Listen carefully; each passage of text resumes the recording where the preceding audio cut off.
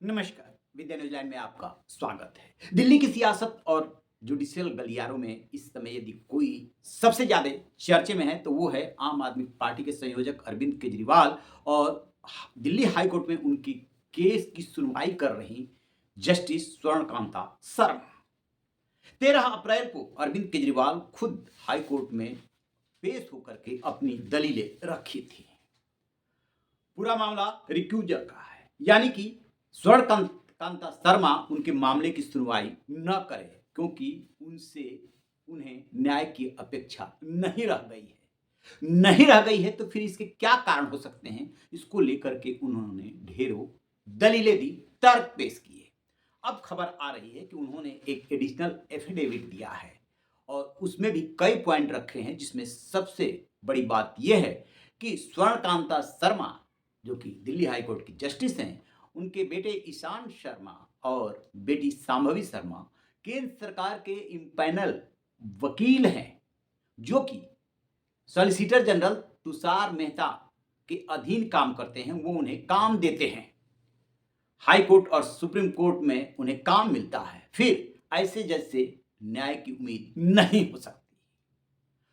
तो इस तरीके से अरविंद केजरीवाल ने ये बात सबके ज़हन में, इस सबके सामने लाने की कोशिश की है कि स्वर्णकांता शर्मा पे जो वो आरोप लगा रहे हैं, वो यूँ ही नहीं लगा रहे हैं।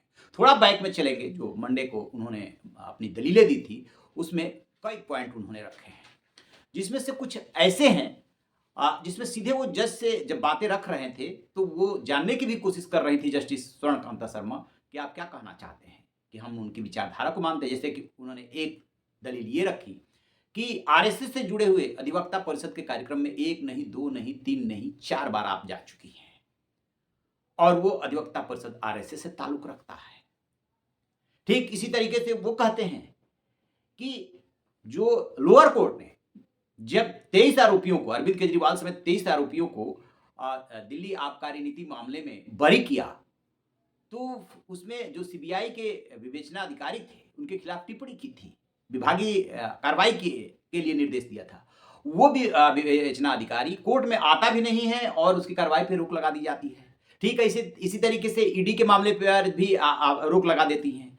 और पहले का वो हवाला देते हुए कहते हैं कि कैसे मनीष सिसोदिया, सत्येंद्र जैन को जो है इस मामले में जमानत नहीं दी गई थी और यही स्वर्णकांता शर्मा ने सुनवाई की थी।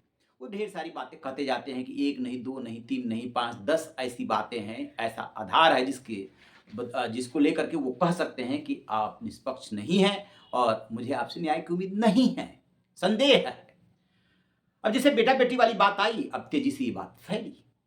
होता तो है ऐसा। लेकिन आपको क्या लगता है इस मामले में क्या हो सकता है? क्योंकि इसको लेकर के उन्होंने दिल्ली हाई कोर्ट के चीफ जस्टिस को एक पत्र भी लिखा था। लेकिन दिल्ली हाई कोर्ट के चीफ जस्टिस ने उनकी बात नहीं मानी थी। किसकी? अरविंद केजरीवाल की।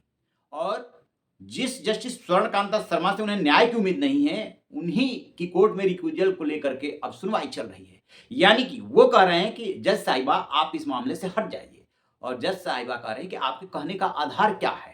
जब पूरी बात सुन लेंगी तब वो तय करेंगे कि इस केस का फैसला वही देंगी या कोई और बेंच देगी। ये मामला जो है ना, ये पर्टिकुलर मामला नहीं, लेकिन इस तरह का कि हम जिसको चाहते हैं वो बेंच सुनवाई करे, इसको कहते हैं बेंच हंटिंग। इसमें हंटिंग जो होती है, इसको पर सुप्रीम कोर्ट ने भी टिप्पणी की थी। कैसे कोई ये कह सकता है कि हम जो चाहते हैं उसी बेंच के सामने ये मामला जाए?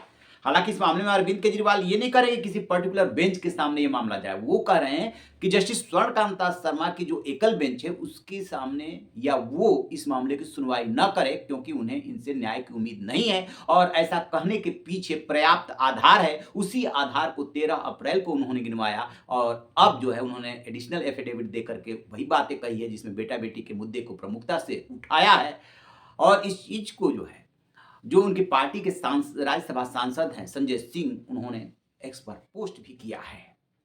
तो आपको क्या लगता है इस मामले में क्या हो सकता है? देखिए, 2 ही कानूनी विकल्प हैं। एक तो ये कि जस्टिस स्वर्णकांता शर्मा इस मामले से हट जाए और ये मामला जो है फिर किसी दूसरी बेंच के सामने चला जाए। और दूसरा ये है कि वो इसे रिजेक्ट कर दें कि आपकी जो बातें हैं वो आपकी थिंकिंग पर है। आप एक जो माइंडसेट बनाए हुए हैं उसके आधार पर है। फिर जिसको कि ये अदालत नहीं मानती। अब मान लीजिए कुछ सुनवाई करती हैं, फिर उनके पास क्या रास्ता बचता है? फिर उनके पास एक ही रास्ता बचता है कि एसएलपी लेकर के वो सुप्रीम कोर्ट जाए। अब सुप्रीम कोर्ट इस मामले में उनको कोई राहत देगा, ये दावे के साथ नहीं कहा जा सकता, क्योंकि बेंच हंटिंग का इशू एक बहुत बड़ा मुद्दा है कि हमारे हिसाब से जो बेंच बने या जो सुनवाई हो वो हो, इसके आसार कम है। देखने वाली बात यह है कि जब अगली सुनवाई होती है तो जस्टिस स्वर्ण कांता शर्मा इस पर क्या डिसीजन लेती है। आपकी क्या राय है कमेंट बॉक्स में जरूर बताइएगा। Thank you.